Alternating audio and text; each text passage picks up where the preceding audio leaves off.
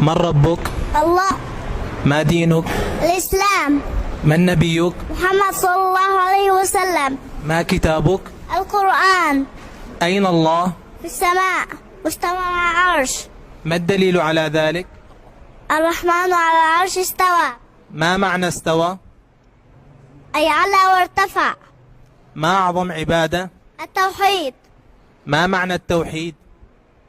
لا إله إفراد الله بالعبادة. ما أعظم معصية؟ الشرك. ما هو الشرك؟ عبادة غير الله مع الله. ما هي كلمة التوحيد؟ لا إله إلا الله. ما معنى لا إله إلا الله؟ لا معبود بحق إلا الله. لماذا خلقنا الله؟ نعبده وحده لا شريك له. كم عدد أركان الإسلام؟ 5. ما هي؟ شهادة أن لا إله إلا الله وأن محمد